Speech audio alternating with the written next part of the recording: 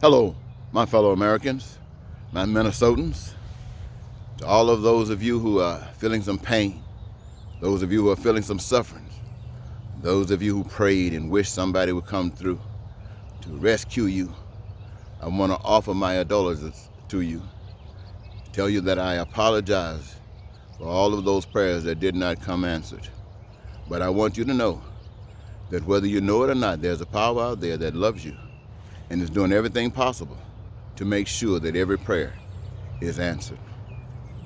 2020, never knew it would be such a wonderful year, such a great year, but it is, my friends. And I'm direct this message to every black person in America, to every person of color in America, and to every minority in America. This is the golden opportunity. The world knows, as well as you, that since our beginning, we've always been treated as a second-class citizen.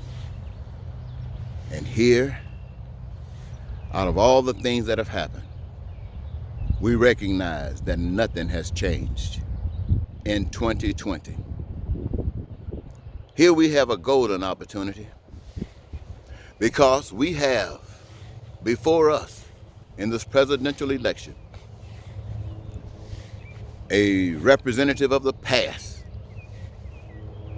that's not satisfied with you just being a second-class citizen at the standards, want to take you back, way back.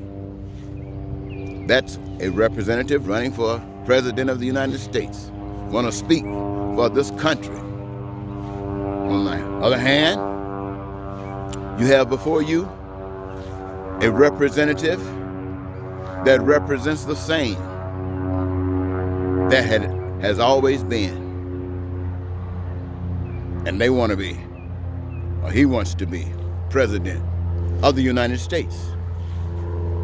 But I say to you, ladies and gentlemen, when we think about how the coronavirus has reminded us the sufferings that we've endured in the past and how it has set us up to be victims of this pandemic. Why did that happen? Because people said we weren't human.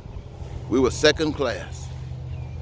When we think about the economic situations, my friends, that has beset us at the lowest end of all of the gains. Second class. When you think about these two before you asking to be your leader, beginning from 2020 on, what do you see before you? Those who have relegated you to second-class citizens, asking for your support to keep them in position and you where you are. Doesn't matter what promises they've been made. Where are we, second-class citizens? But don't be angry. No, don't be angry. Because we are finally realizing, my friends, that there are some things they can't stop. There are some things they don't want to stop.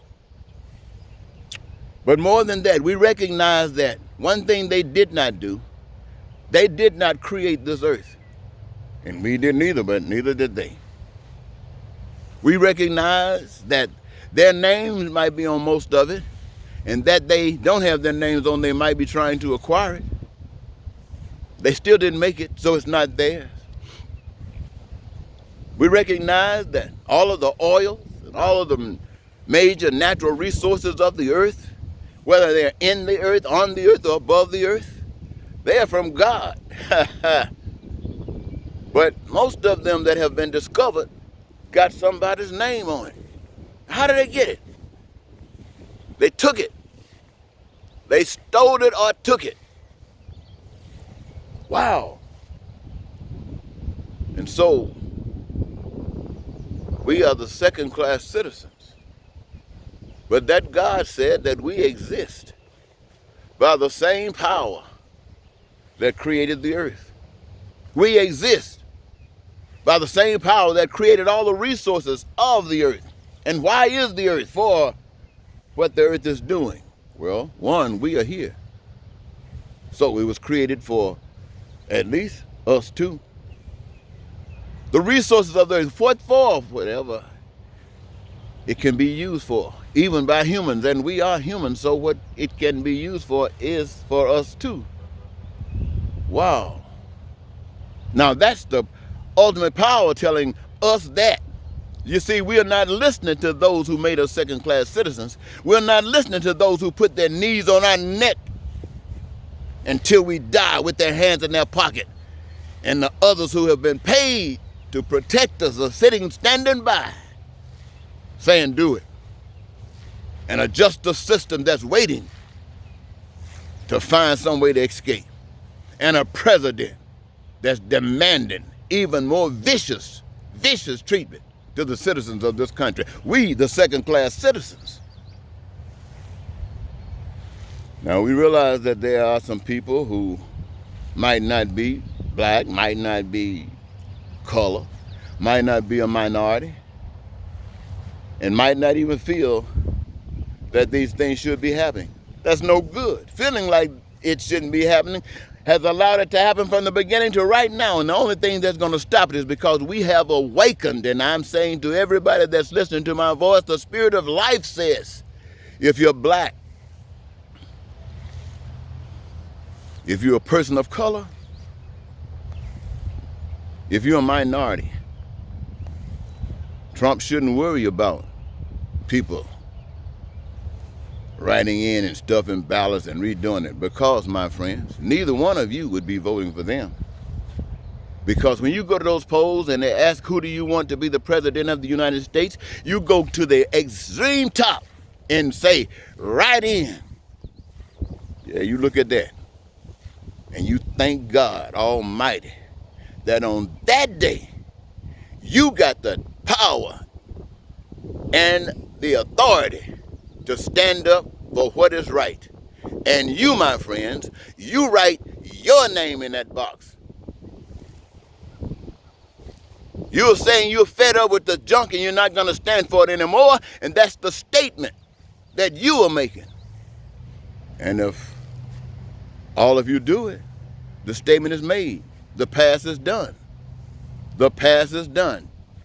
Now, my friends, I want you to know that all of this love is not about trying to get even. I want you to know that the people who have abused the second-class citizens, believe it or not, ladies and gentlemen, if they knew better, they would have done better.